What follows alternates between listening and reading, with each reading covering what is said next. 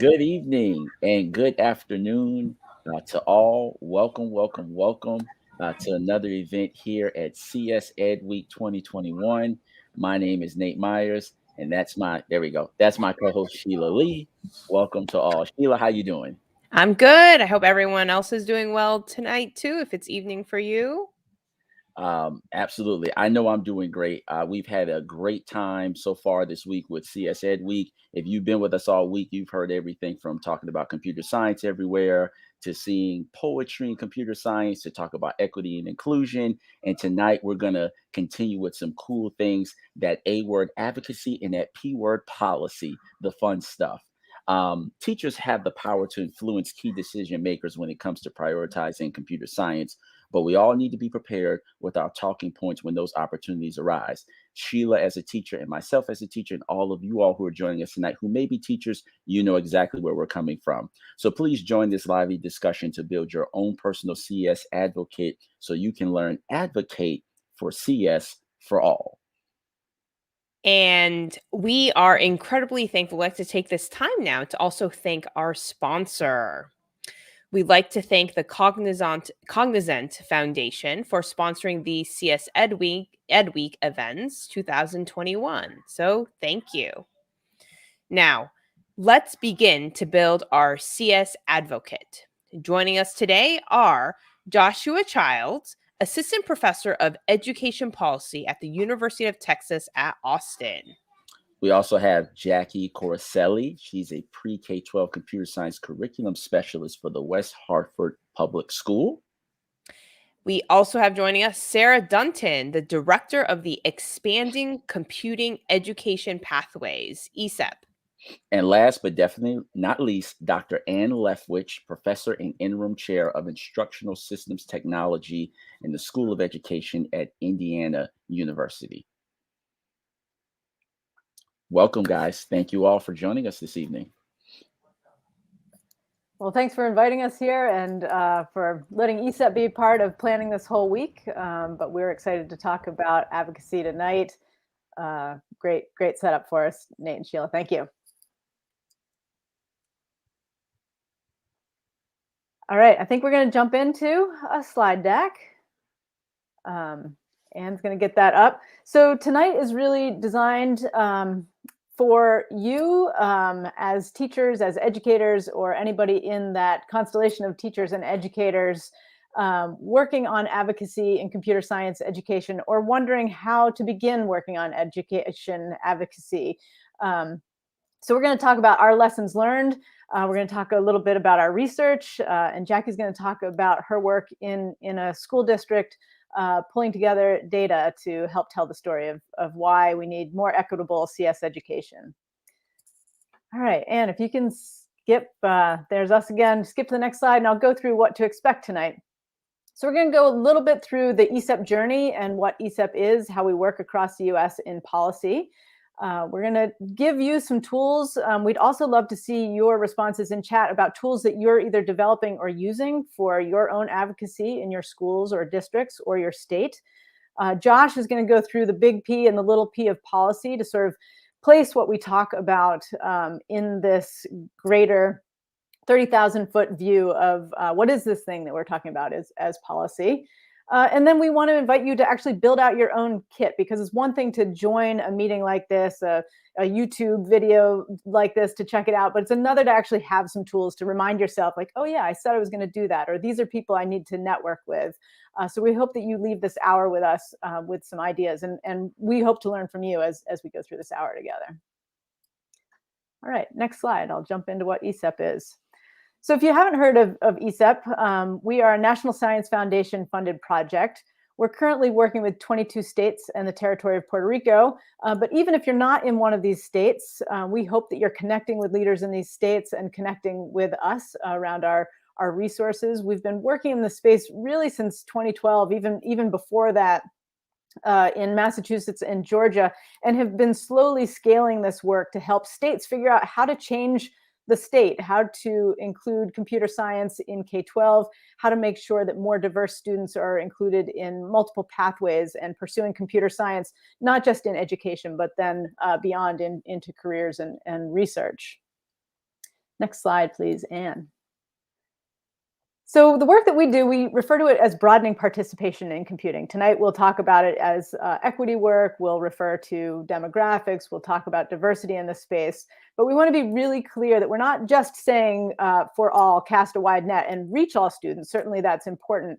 But we want to talk about advocacy in the space of identifying the priority populations of students that are not in classrooms and the systems that might not be working and actually excluding those students from classrooms.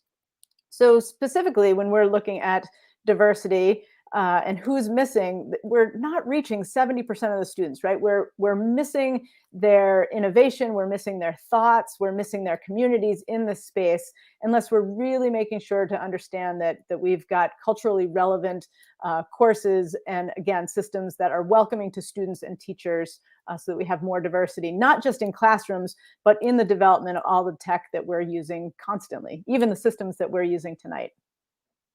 All right, next slide. So our model of state change, while this is focused at the state level, this really can be translated into a district level or a classroom level. So this isn't meant to be sort of a march through each stage, but you'll see the tools that we've pulled out specifically tonight will reflect pieces of this. So it's about finding your leaders and your change agents, and anybody that's on this call will consider you a leader and a change agent. It's about understanding your landscape, about understanding the data, so that you don't just go in and say, we're going to do it all, because that's a great way to burn out and not do anything or feel like you're not accomplishing enough. Jackie will do a piece on that through her work, and Anne will talk about the CAPE framework. And then we'll talk about when you commit to being an advocate, how do you get other people on your team? Often computer science teachers are the only one in their classroom. So how do you get more people into this space to advocate for CS? The next piece is about funding, but that really is resources, human resources, not just funding. And then this data piece that I've mentioned before. And so we'll specifically talk about what do these numbers look like and how do we use numbers to tell a story that really tells the story of students, not just this big picture and sort of a deficit model, but more of an asset-based model. All right, next piece. So our own numbers within ESEP, you've heard that we've got 23 states that are part of this. 13 of those states have solid landscape reports, so they've looked at their data, they've published their information. 17 of those have strategic plans, and really all 23 are developing strategic plans or revising strategic plans. 17 have had state summits, and I'll talk about the summit model a little bit further in. But the idea behind all of this is that you need some sort of coordinating model. You need to first just hang a shingle, say that you're going to do this work. Say, I'm an advocate and we're going to do better at reaching more students and more diverse students in K-12 computer science. Network, bring peers on board, borrow and adapt. You are not alone in this work. I guarantee somebody else has done it. Find what they've done, borrow, and then lead. Claim your results, even if you feel like you've only made a small impact, let everybody know about it, because this is new work, and we're certainly not there on reaching more diverse students and reaching all students with computer science. Next slide. Anne. All right. So what we really want you to, one of the pieces that's most important about this talk tonight is that teachers and local actors really are the best advocates for computer science education.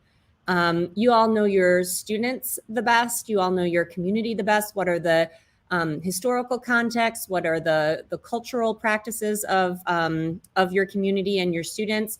And you're going to be able to see the impact of policies and districts' practices on your students' learning and growth. So you've already seen this from a lot of different perspectives. So your ability to be able to advocate and say, this is what we need, and this is why we need it. This is what my students need. This is a really important piece to not just advocating for change, but change that's actually going to matter and going to move things along. So today we're really going to want to work with you to build your own advocate, where it's a play on the Advo-Cate. Pretty funny, right? Came up with that brilliant thing. But the idea around what this advocate is trying to do is helping you build your argument out, develop your own voice, and say, what are the things that I can do? What are the things that I want to argue for? And then be able to support those arguments kind of building on the ESEP model that we've used to change a state, and being able to change your local community or school. So if you click down on the bit.ly Advo-Kit, and I think someone's going to drop that link into the comments, or you can type that in because it's a short link. You can go there, make a copy for yourself, and hopefully as we go through this process, take some notes for yourself and be able to think about how you're going to utilize this time during the presentation, because this is your own personal time. And you're taking the time to commit here and do this and lead. So make it a working time, something that's going to work for you. All right, now I'm going to pass it off to Sarah, who's going to start us with our first tool for our Advo-Kit. So again, we're going to start up front with a couple of these tools. So first piece, establish your team. Once you've identified yourself as somebody who wants to advocate for computer science, maybe you've identified that you're just not reaching as many students as you could be reaching, or the students in your classroom do not reflect the diversity of the school. Who needs to be on your team? Who are the experts that are missing? Who can influence decision makers? Who are those decision makers? And who is going to be impacted by those decisions? So these are all important people to have at your table. And this doesn't mean that you need 25 people or 200 people. It could be 5 people working with you on this. They could be from within your school. They could be from within your district. They could be parents and other stakeholders in your communities that are advocating for computer science. So be creative. Look both inside the walls of your school, but then also to community-based organizations, out-of-school time programs, any universities in the area. Who is around you that can help you, one, tell the story about why you need to offer more computer science education, and two, why it's important to have diverse students in your classrooms. It's sort of like building a board, right? Who do you need to be there to move forward on any agenda, and who do you need to help design that agenda? And certainly don't leave students out of that equation. I was just actually with Josh at a launch for CS Advo-Week, and there was a student panel, and I think at least 3 people in the audience said, well, it's great that we have all these adults talking on these panels, but really we can just lead with the students because they guide us on what they need and want in computer science education. Next slide, Anne. So we've taken some of the guesswork out of who could be potential leaders and stakeholders in this space. And certainly the circle there is around folks in K-12, right? If we're going to be talking about advocacy and policy in K-12, K-12 teachers and leaders absolutely need to be at the table. But who can you get to advocate for you or alongside you? What state level decision makers do you need? What researchers do you need? Where can you get funding to do this work to make it sustainable? So we have a document on ESEP. We can drop it in the chat later. That really is just this list. And this is not an all-inclusive list. School board members aren't on there. They are a great stakeholder in this space. But we hope that this will help you figure out whose door you can knock on to build your advocacy team. Next slide. All right, this is Anne going into the landscape. Yes. So in terms of the landscape report, this is what ESEP, as Sarah had mentioned, 13 of our states have done a landscape report.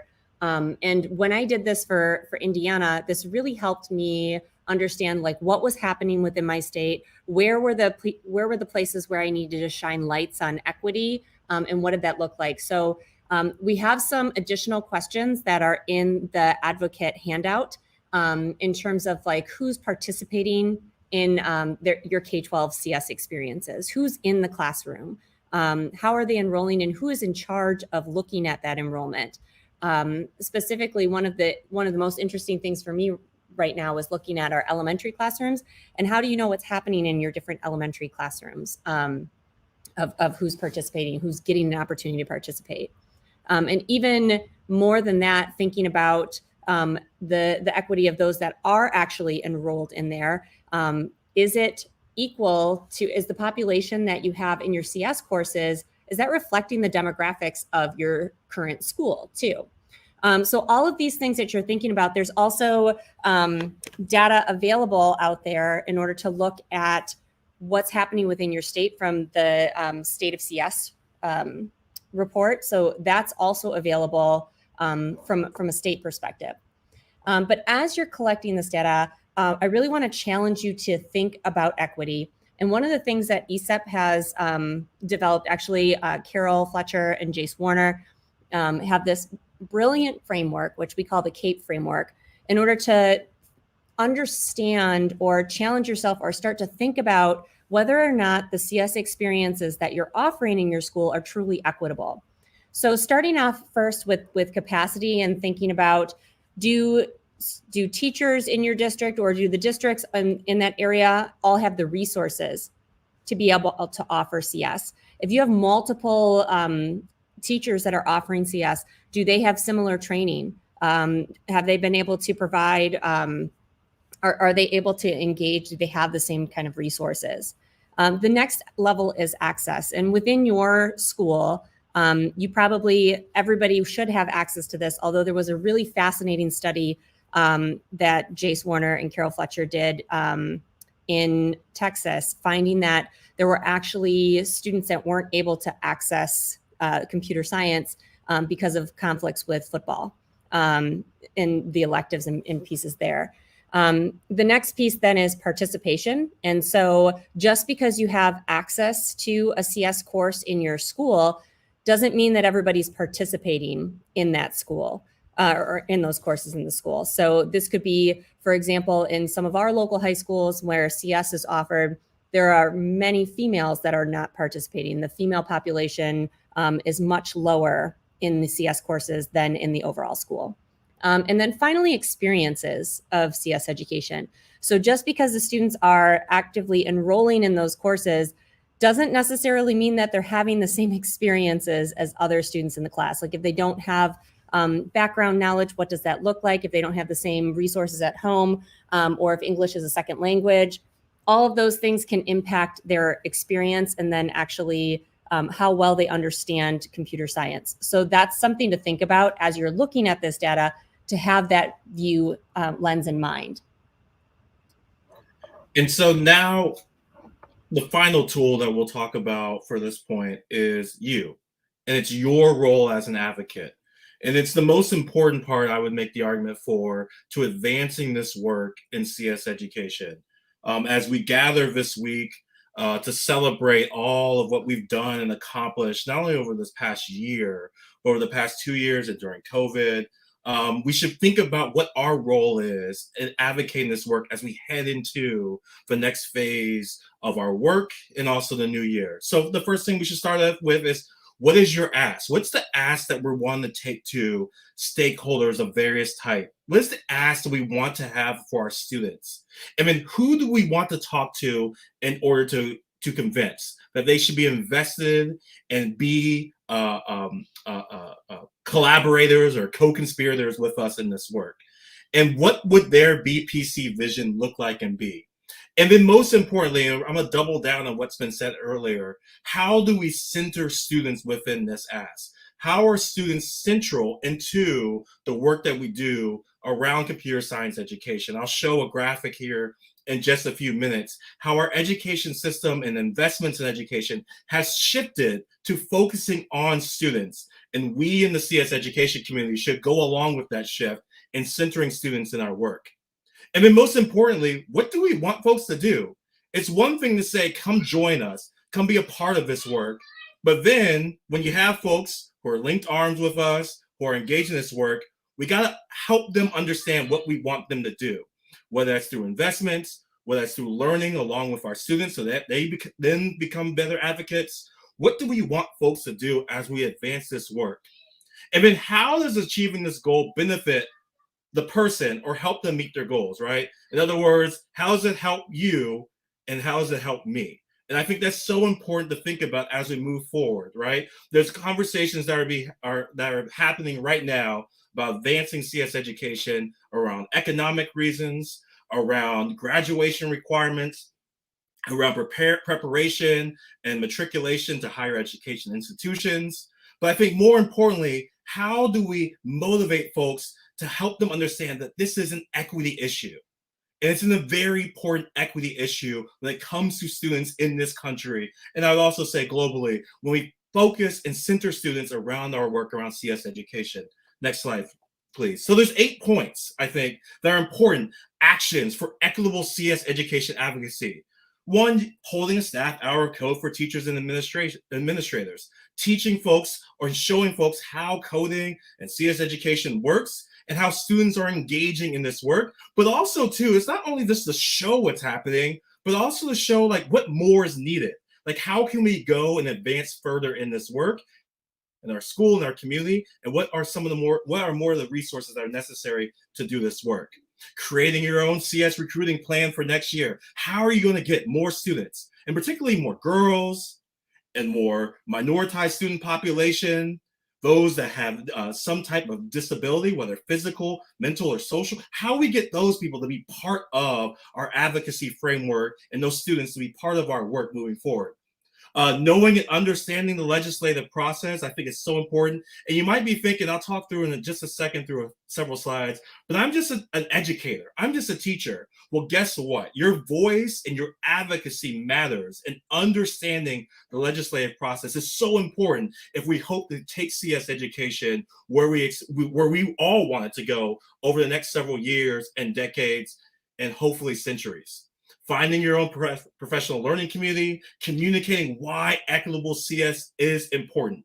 It's not enough to just say folks have access to CS education, but how do we make it equitable? How do we ensure that there's quality in the access, and communicating why quality and equitable CS education go hand in hand? And it's beyond just getting folks access to a device or some type of coding, but making it equitable for all. Organizing an equity-focused CS data roundtable. So how do we think about data, and how do we use data to drive our decision-making moving forward, and keeping it equity-focused? Again, I'm hoping as you walk out of this presentation, equity just leaves with you, and tomorrow all you're saying and coming out of your mouth is equity, equity, equity. Holding a virtual show and tell with a legislator. And usually a lot of folks will say, well, how am I going to get a legislator? If you even get their aides to come and listen and see the work that's being done in CS education, that's a huge step, because the aides, for a lot of us who have done policy work, are important gatekeepers to those legislators. So don't be afraid to reach out, and even trying to get someone from an office or from someone from an organizational context to help you out in terms of showing the great work that's happening in CS education. And then 8, the 4 of us, and those that you probably have heard so far this week, and we'll hear from the rest of the week, don't have all the answers. You all have some of those answers. And that's where 8 and 9 and 10 and 11, 102 come into play. What are some things that you can do within your own context that can help advance equitable CS education? Next slide, please. And so I want to kind of briefly give a 30,000-foot view of advocacy and why it's important to understand the policymaking process for your role, and actually all of our roles when it comes to advancing this work in CS education. Next slide, please. So I like to break this up into what I call big P and little p of policy. And at the end, I'm pretty much going to what's the word I'm looking for? I'm going to kind of contradict myself and just call it all policy. And you'll see what I mean here in just a second. Next slide, please. So when you hear the word policy, most folks think of policy in the big P framework. They're thinking either at the state level, in some state Department of Education, or the legislative branch, or the executive branch, meaning the governor's office, or they're thinking federal level, right, of policy making.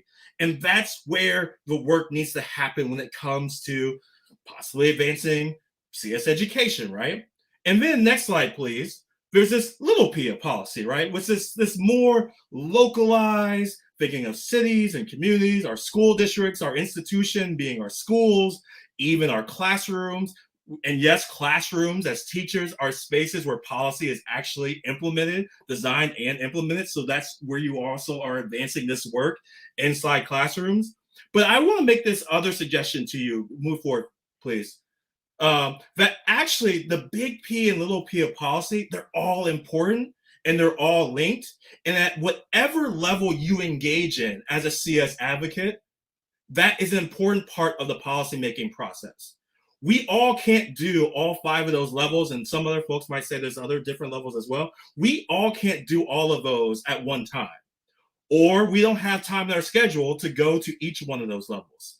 But if we have folks who are working on the ground in our classrooms and our schools, if we have folks that are in central offices advocating for more training for our school leaders to understand CS education, if we're involving stakeholders at the community level and engaging them in this work, and how do we bring more resources and connections for our students, if we're going in the spring usually to our state houses and advocating and talking about CS education and its importance, and then if we're electing folks at the federal level who are willing to engage in this work, then all of it, whether it's big P or little p, won't matter, and we're advancing policy. And that's most important when we go into this work, is to advance this policy so that more students can have access and quality, equitable CS education. Next slide, please. And so I sort of want to leave you with a few things. Remember what I said when I first started, that the most important part of this work is you. And Smokey agrees with me that you are the most important part when it comes to advancing this work. And you are important to advocate for the students and the other teachers and other community members that are part of this work. And so you are important. Don't let your positionality, don't let, oh, I only teach this in this kind of rural or wherever the context is, stop you from advocating for this, what we know is important and benefits students globally and nationally. Next slide, please. And so one of the things I want to suggest is that we have to stop working in our silos. Remember what I showed you about all the different policy areas, that none of us can do all of those things at once. We have to get out of our silos and think there's going to be one organization or one person or one entity, or I am that one that's going to do the work that's going to make CS education the thing. And think more, next slide, of how we work collectively and together. How do the Sarah Dutton bring her resources and her knowledge and her expertise? And how does a Josh Childs brings his knowledge and resources and expertise to advance this work? And how do you all, as teachers, as educators, see yourself within the larger CS education and larger CS community to advance equitable CS education? It's so important. Next slide. And so, as I talked about before, we have to align our efforts and our work to seeing where education has shifted over the last 20 years, where we are now centering and focusing youth and students and all of our efforts. And so, as I showed you in the previous slide about this larger network piece of what are our parts, that's thinking about how does CS education intersect with our housing? How is CS education impacted by public safety? How is CS education rely upon or help advance investors and investment in it? What does it mean for our health?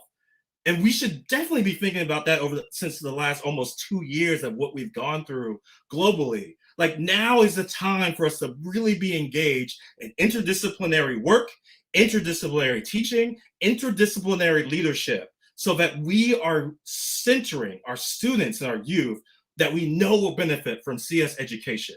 Next slide, please. So I want to go back to this. From everything I talked about, your role as an advocate is so important to this work, and situating yourself as an advocate in this and seeing how you can get others to join in you. And frankly, I'll just put it out there, join us in helping to advance CS education. And next slide, please. And no matter what, you can go to all the trainings, you can get all the tools, you can get all the resources. If you don't put on the gear, if you don't utilize the things that are being taught, the things that are being talked to, if you're not using the gear, right? It's one thing if you show up to a construction site ready to work, but don't have the right gear on. You get hurt, you get injured, someone cannot see you. But if you have the right gear on to do this work, we know it's hard, we know it's challenging, but you'll be prepared and you'll get other folks to join in with you. So thank you. And I think I turn it over to Jackie now. Thank you so much. So I feel like because of Smokey the Bear, I want to kind of call out that we're really talking about, instead of stopping fires, we're talking about starting fires, right? And instead of being that superhero sitting on top of a silo, and let's work together, let's build things together that we couldn't do by ourselves, and let's of course dress for the part, right? Make sure that we have the right equipment. I'm hoping that this is the next step in right equipment to be able to help you in your districts. And so actually, Jackie, I'm going to talk just first for just a second about who's missing in CS from a more from a broad point, and then we're going to hear from Jackie, and she has a brilliant where she's used CAPE in order to look directly at her students. And the piece that Josh and Sarah and others have already stressed in this presentation was the point about putting the students first, right? And really looking at the students. So first we need to look and see who's missing from CS. So this goes back to kind of our tool number 2 in order to identify who are those student priority populations that we need to look at. I'm going to share with you from an Indiana state example, and this was actually from the 2021 state of CS report.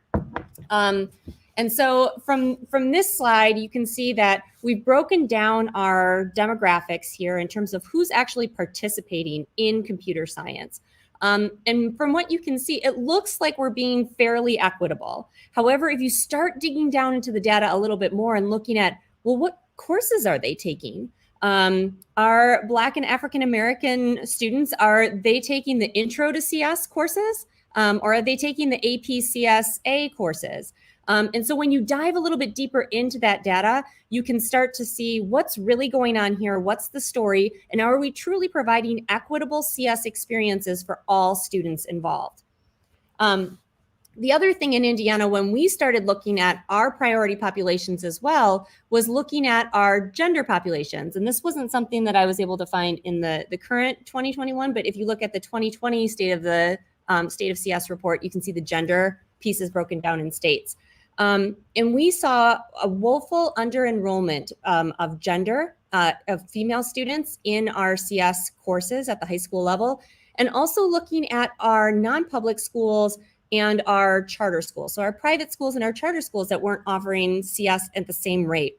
So knowing that those were areas that we in particular needed to target to see if we could reach those missing 70% that we've been talking about, and really trying to open it up and to include as many students in as possible. So again, here are just some guiding questions that you can look at. And there are also some pieces on your Advo-Kit, thinking about who your priority populations are, who's missing from your classroom. Just taking a look around is relatively easy to see, but then also thinking about what's happening in your course, who are some of the people that you're talking with, and what are some of those different answers, or if you don't have answers, who could you ask if you don't know these particular things? Looking around in your class is an easy thing, but if you need to look more at like who's coming up from middle school levels, like what's happening at the middle school level of your high school teacher, what's happening at the elementary school level. And you can also check out all of these state of CS reports. And now Jackie is going to show you an amazing way in which she's utilized the CAPE framework to apply to her classroom, and it's going to blow you away. Well, okay, I'll do my very best. It's so nice to meet you virtually. I'm pretending to see all of your faces right now. So again, I just want to remind you that CAPE stands for Capacity, Access, Participation, and Experience. And it's sort of a 4-pronged, layered approach to looking at computer science in a really systematic way, grounded in equity. And I'll take you through what I observed in October 2020. Not all things that happened in 2020 were bad.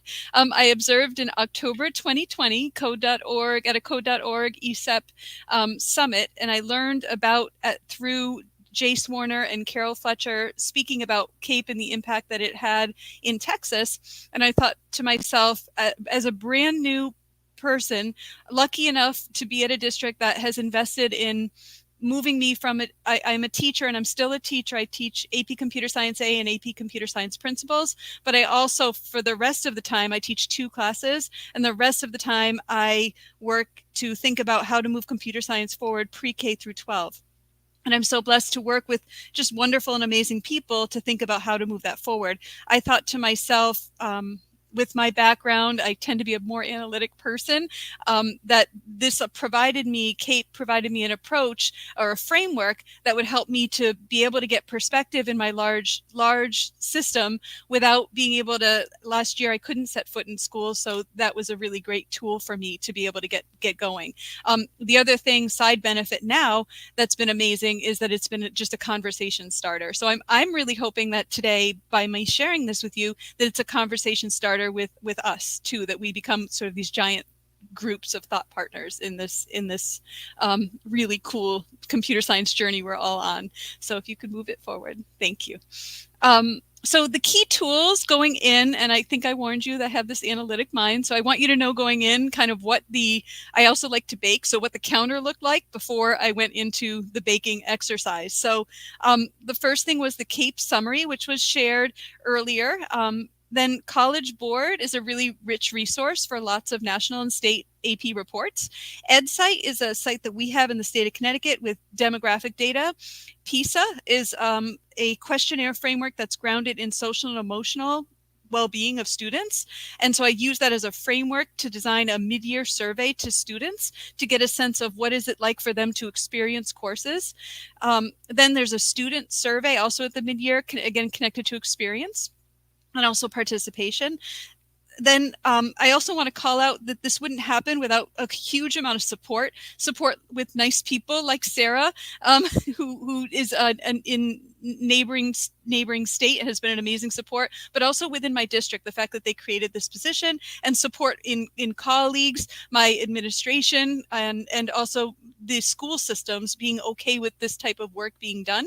And then finally, a teacher survey. All of these are live links that you can click if you want to replicate parts or all of this in your school. And if you do, I'd love to hear about it. I love to talk about these things. And then finally, the telling of the story happened with Google Sheets, very low budget, and then Data Wrapper, which I think are pretty neat. Google Sheets is good for the analyzing of the data, and then Data Wrapper sort of takes that data and packages it in a really nice dynamic way that shows nice, especially in an HTML, like a regular website. And then finally, if you want to know more about the analysis, you can click on that last link, the WHPS CS data site, and you'd see the Data Wrapper displays in their robust way of interacting with them, etc. So you can keep going. I'm going to highlight some stuff. So again, we're kind of at the base, the capacity part. And so first things first, do we have teachers? Where are our teachers at in terms of teaching computer science, and how are they feeling also about computer science? And you can see that across the board, most teachers believe it is important and love it at all grade levels, which is interesting. Also interesting is that it's independent of years of experience. The majority of our teachers believe it's important or they love it. We focused on this approach as opposed to the University of Texas's approach to look at computer science certification, because we don't have a lot of teachers yet that are certified. And so in the future, we hope to include also teacher certification. We hope that's a problem that we need to track to. But for right now, this is how we measured our capacity. But of course, just because there's teachers to teach it doesn't mean that all students will access computer science education. So we can hop to the next one and look at some key data on access. Great, thank you. So in order to look at access, we in our school district, we have 11 elementary schools, 3 middle, and 2 high schools. And so we looked at the ratio, what we expected to send in terms of our demographics, our African American, Black, our female, or our Latinx Hispanic population versus what actually happens. And you should know kind of systematically, this was looking at the students in the entire high school population who were in the 2021 class of our high school who were studying computer science that year, and comparing that to what the population that should have been coming based on the demographics of that school, and in each sub demographic. And so, for example, if you look at our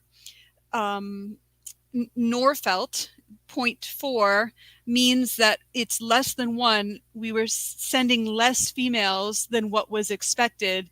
And 0 means that we're sending no one. So that's an issue for us that we would want to kind of focus on or just better understand.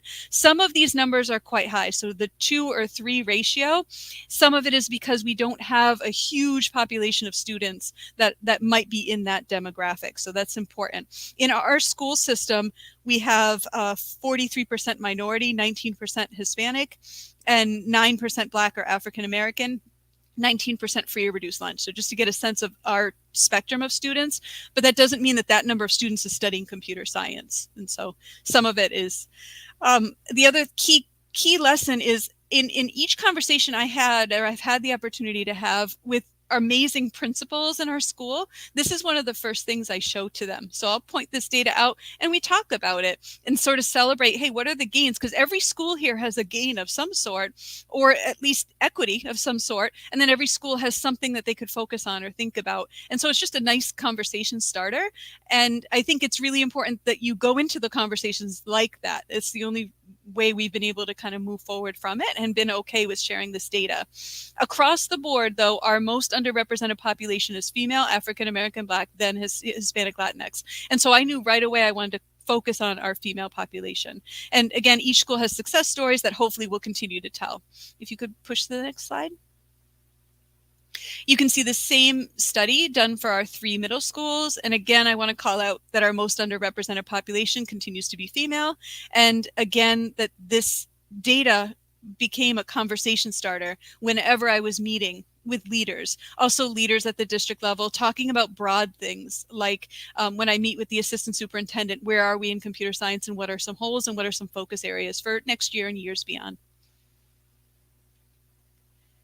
Okay, so just because students access it or have access to computer science doesn't mean that students are going to participate in an equitable way. And so here I'm focused on AP Computer Science, AP Computer Science Principles. How well do those AP courses represent our population? And you can see that, again, our female population and our Latinx Hispanic population are our most underrepresented populations in AP Computer Science A.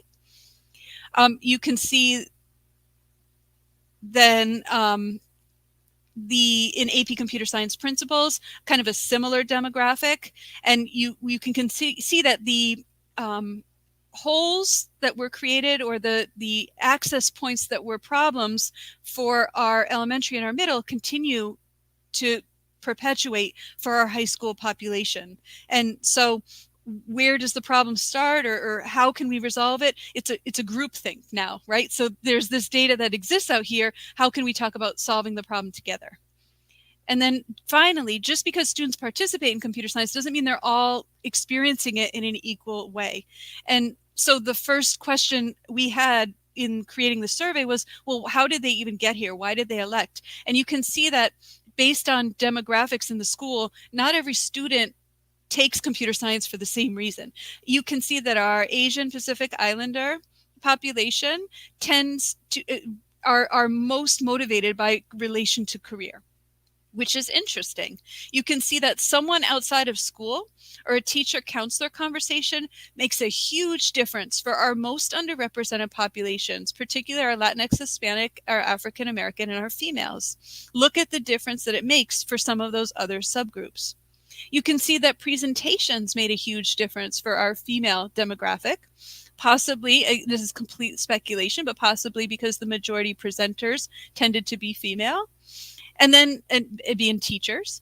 And then here, interest and curiosity, again, it wasn't perceived as the important reason equally by all demographic, but our Latinx Hispanic population, it really seemed to matter an awful lot to them. And so when we were planning our presentation, or excuse me, our hooks this year for why students should want to take computer science when we're recruiting, well, we want to make sure we hit all 5, because depending on the demographic, all 5 of those attributes are hugely important. And then finally, I wanted to call out gender relationship to confidence. This perception versus reality type of analysis has been repeated across the board. Harvey Mudd did a famous analysis, but it's happened with thousands of students across the country and really around the world, but specifically in America, we in the United States, we tend to have an interesting relationship between gender and confidence. So the data on the left is, if you ask our female students, do you think you're understanding it more than everybody else, or how do you feel like you're understanding it? Most of our female students will say that they feel like they're not understanding it as well as everybody else. Whereas if you ask about their performance, the females are outperforming the male.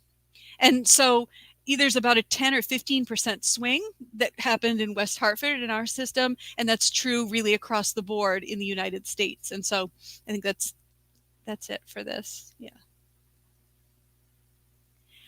So this experience data transitions to passing rates that, again, are not, it's not fair. It's not fair that it's connected only to, you can see racial or gender issues here, or gender subgroups, but that is what's happening. But all of this didn't happen because of one test that they took. It's a cross section of all of the different reasons that students opted out or aren't feeling equally confident all along the way when they're studying in computer science. And then if you could move forward. So, on a personal level, I just wanted to say that for me, this is near and dear to my heart. My grandmother never went to college. My mom did. My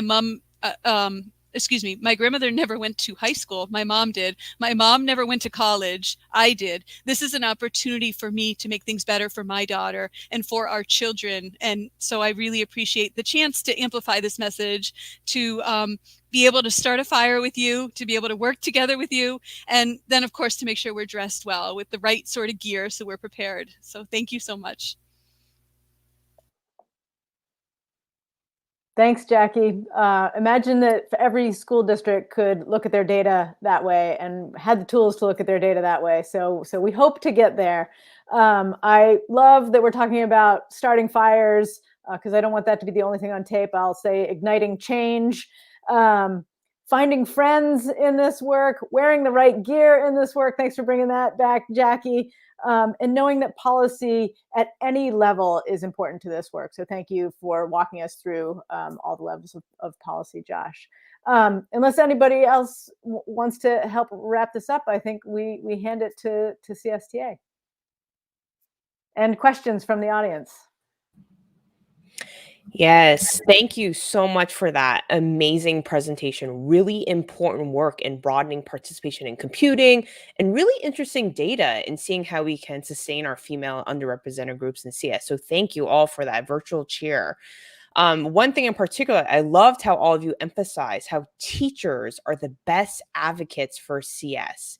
I also love the equity lens that all of you place on what's happening in our schools and specific actions to advocate for our students.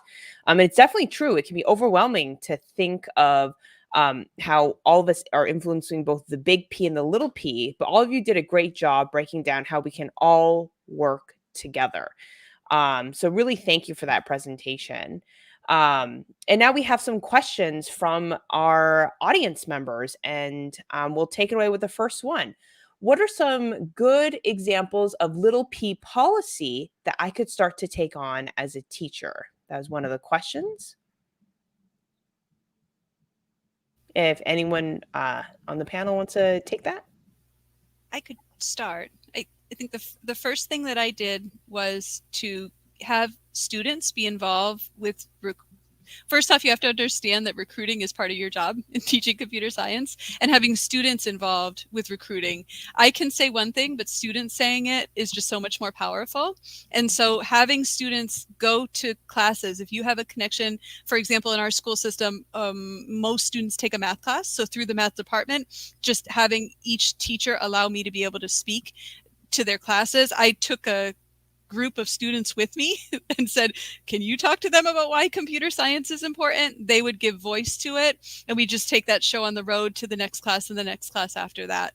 That just that one decision in the first year of recruiting makes a huge difference. And then just understand that, you know, moving forward, you're always recruiting, right? Watch how your room is decorated, watch how you're speaking to students in the halls and even on CAF duty, you know, that you're talking about how computer science is fun and it's for everybody, that you're not talking about how many megs of RAM does your computer have and jargon sorts of things that can be off-putting.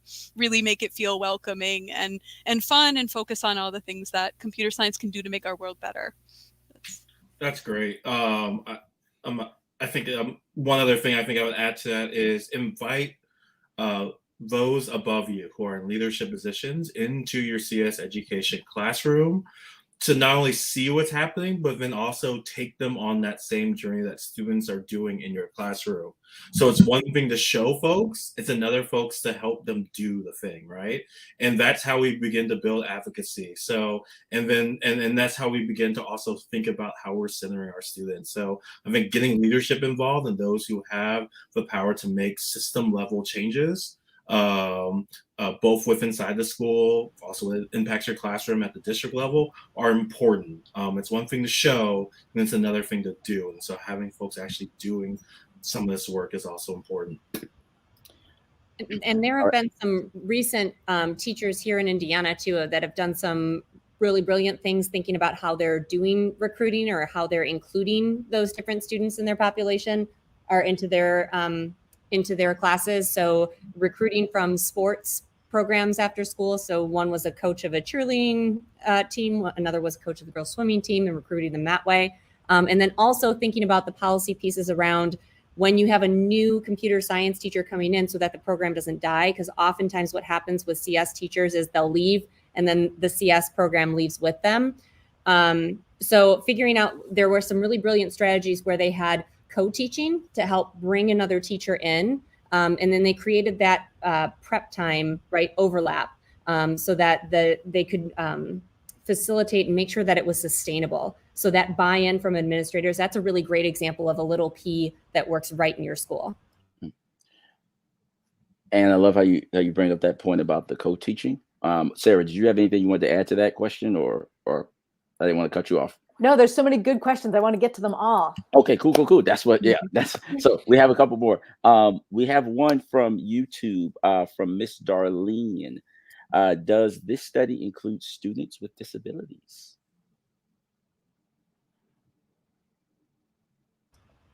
I think they're referring to Jackie's studies, yeah. Yes, so that's in reference to one of your studies, Jackie. Yeah, yes, the answer is yes. Yeah, so we have a special education population that is incorporated in that and actually part of the demographics that we were tracking. I will say that that is one of the areas, however, that we intend to improve in. Although it shows us overrepresenting in special education population, that doesn't mean that we really need to work on improving our tools to allow students who are unable to see to be able to have different ways to be able to access computer science, and students who are maybe physically unable to use a keyboard can still access computer science education. So those are problems that we're working to solve, like so many other districts, to be able to make it even more equitable. I feel like equity is a journey, and it's definitely one of the problems that we're hoping to solve in the long run, and we continue to work on to improve. Yeah. Oh, go ahead.